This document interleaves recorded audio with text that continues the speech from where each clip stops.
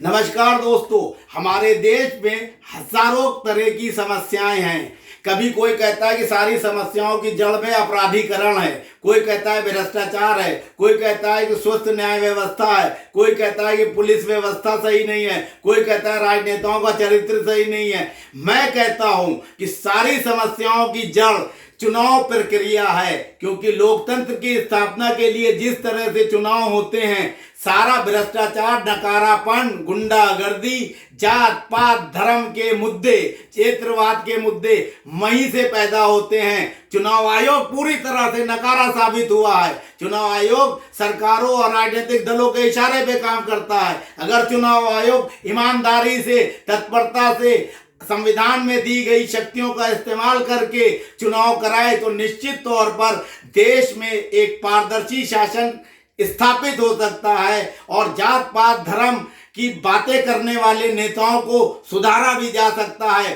चुनाव आयोग कहता है चुनाव के दौरान धर्म का इस्तेमाल नहीं किया जा सकता, अपराधियों को टिकट नहीं दिया जाना चाहिए।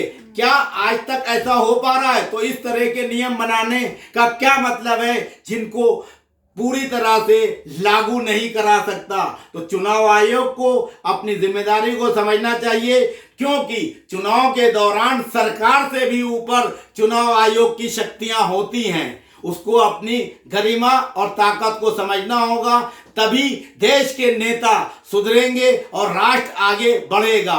राष्ट्र हित में जारी। जय हिंद, जय भारत।